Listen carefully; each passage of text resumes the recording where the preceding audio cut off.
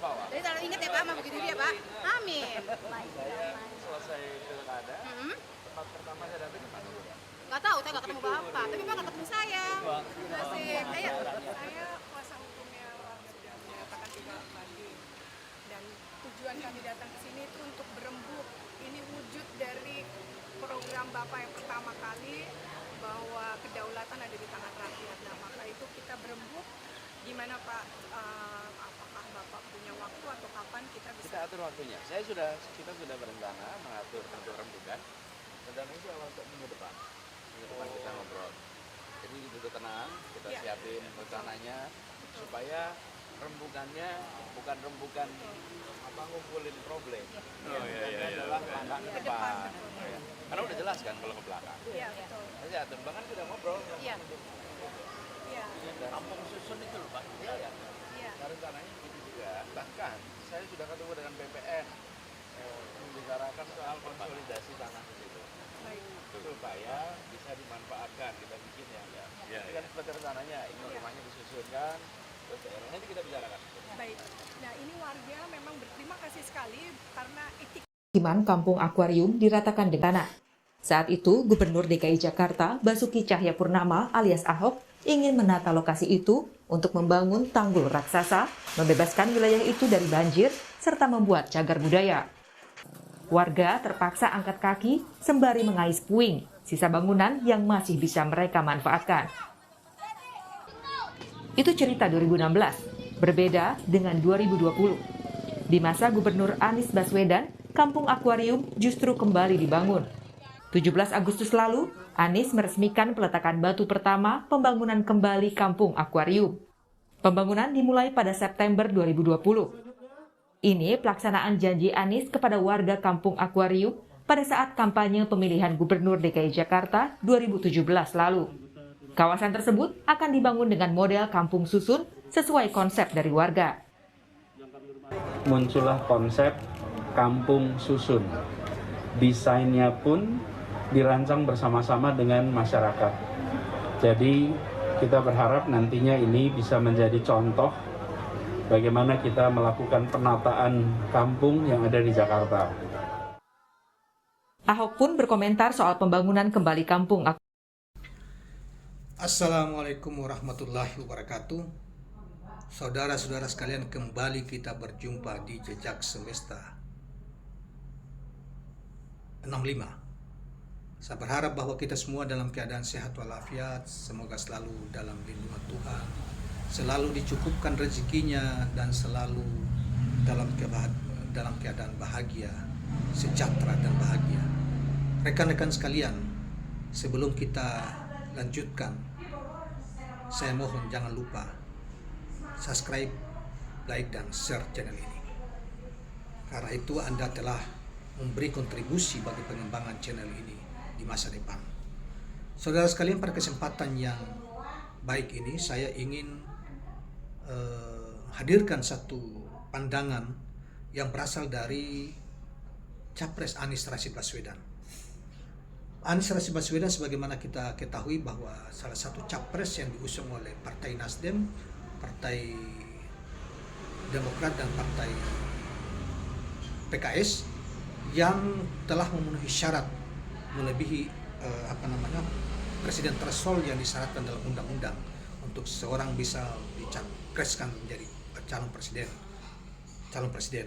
Selain itu, saudara sekalian, sebagaimana juga Anda mungkin juga sudah mengetahui bahwa capres kita yang menonjol saat ini adalah 3, yang selain Anies Baswedan ada Ganjar Pranowo dari PDIP dan P3, kemudian juga ada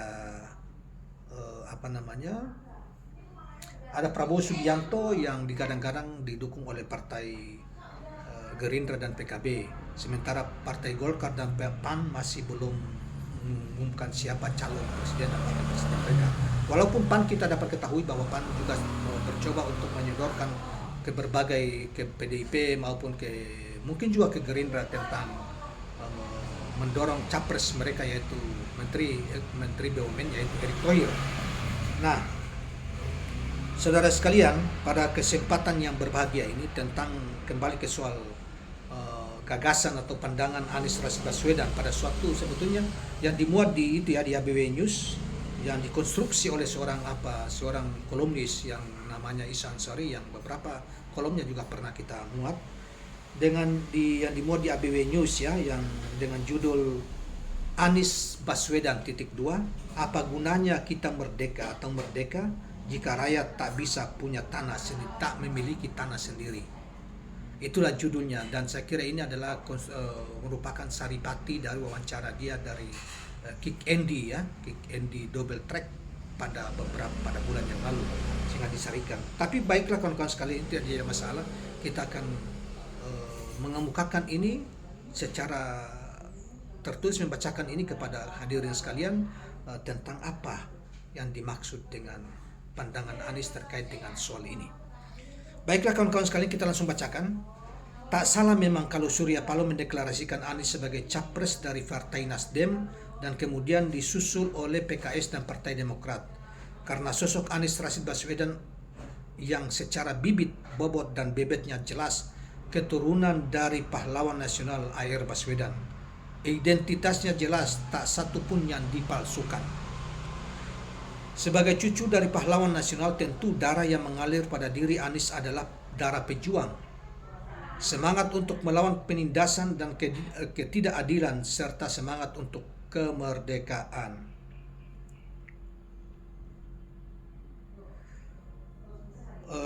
Selanjutnya, bagi Anies memerdekakan adalah amanah.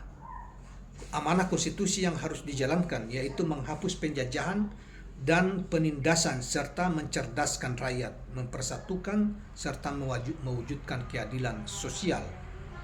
Sebagai calon presiden, itulah gagasan yang dibawa dan akan diperjuangkan Anies bersama Partai Nasdem, PKS, dan Demokrat yang tergabung di dalam koalisi perubahan untuk persatuan.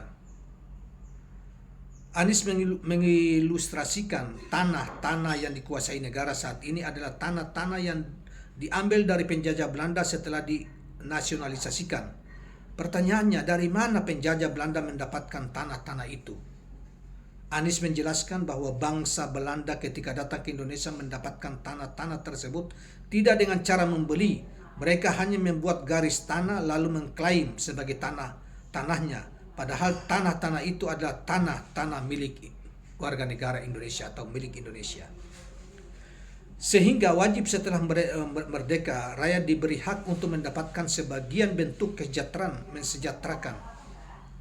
Namun sayangnya amanah kemerdekaan tidak selalu bisa diwujudkan.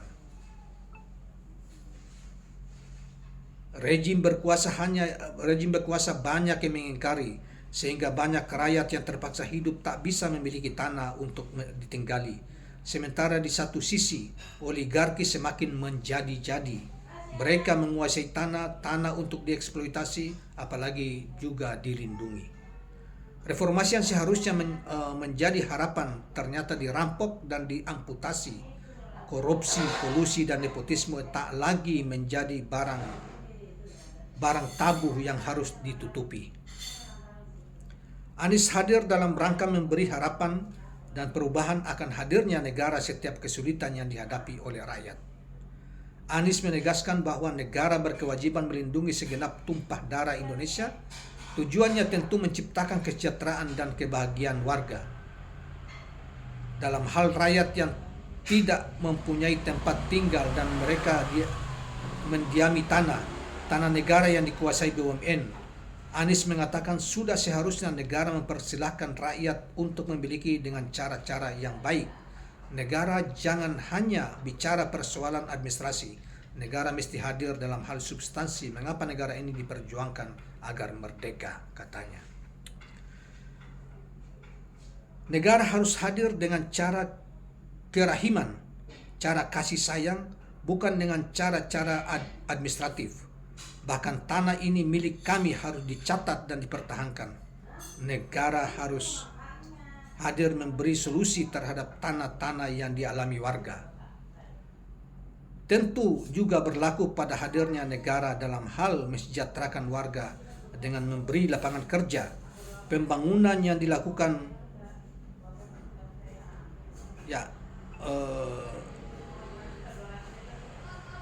pembangunan yang dilakukan juga harus hadir dalam bentuk kerahiman yang memberi ruang warga untuk bekerja, bukan malah menggunakan dana asing dan tenaga kerja asing, sehingga rakyat hanya menjadi penonton. Nampaknya inilah yang disadari oleh Anies dan Koalisi Perubahan untuk Persatuan. Rejim berkuasa tak lagi berpihak pada kepentingan rakyat.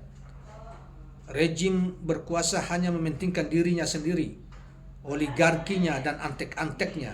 Oleh karena mereka harus hadir berjuang untuk menghadirkan pemerintahan yang merdeka, yang menjalankan amanah konstitusi, amanah untuk mensejahterakan rakyatnya, memberi rasa keadilan, dan pada akhirnya mewujudkan persatuan.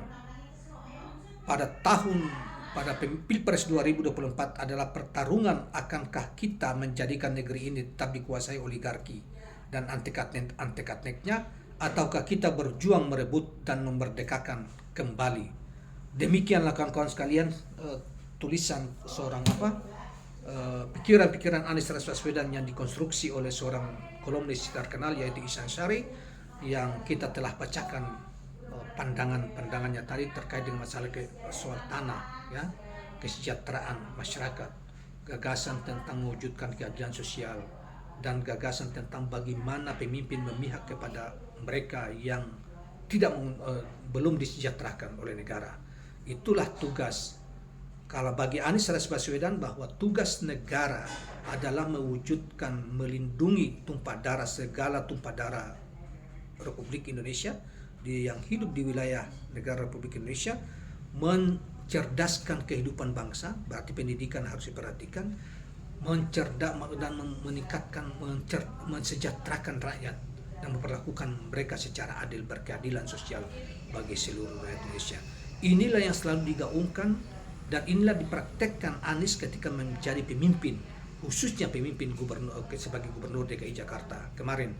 Oleh karena itu, ketika begitu mengakhiri masa jabatannya sebagai gubernur, ratusan ribu rakyat Jakarta tumpah ruah di jalan mengantarnya dan bertemu dan melakukan di antara mereka ada perwakilan mereka menyampaikan pandangan-pandangan mereka, mewakili komunitas-komunitas mereka. Ada pendeta, ada alim ulama, ada para aktivis, ada macam-macam, menyatakan Anies adalah seorang pemimpin yang sangat pluralis, Pak Anies seorang pemimpin yang sangat adil, Anies seorang pemimpin yang tidak memperkara diri tapi peduli terhadap mereka yang mengalami masalah-masalah, dan itu sudah dibuktikan terhadap masalah penggusuran.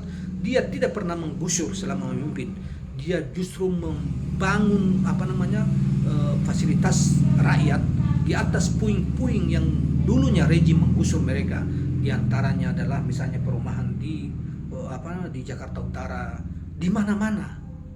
Hampir seluruh gusuran rejim sebelumnya menggusur masyarakat, Anies datang dan menyelamatkan mereka, membangun mereka punya tempat-tempat jauh lebih baik dan lebih layak huni dibanding sebelum digusur pada masa lalu.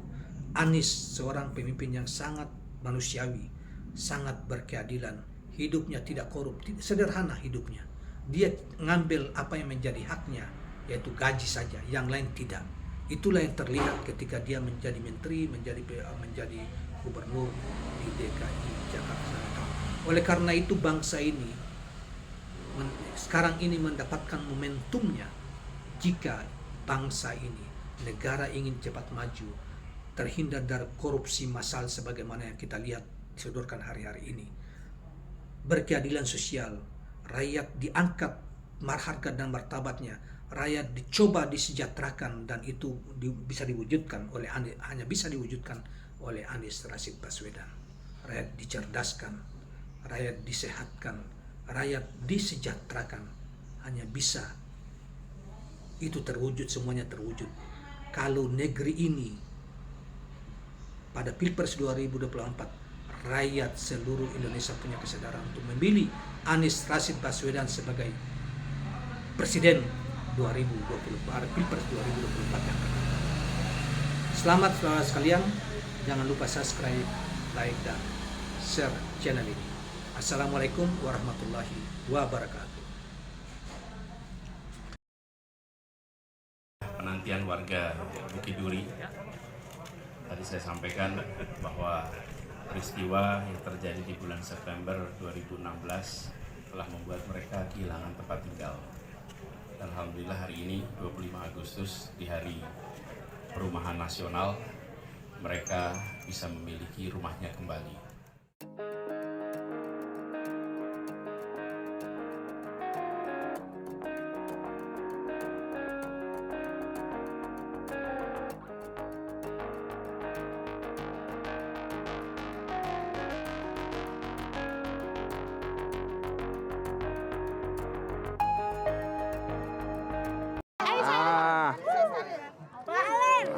Alhamdulillah, Mbak Ani, apa kabar? Siap. Alhamdulillah, baik. Gimana kabarnya Mbak Ani? Sehat ya? Kelihatannya seger. Sendirian sekarang. Alhamdulillah. Siap. Manisnya. Sehat ya. Kelas berapa kamu? Kelas 2. Siap. Alhamdulillah. Mau foto dulu kan? Boleh. Aduh ini. Mana sini. Mana? Yuk. Ya.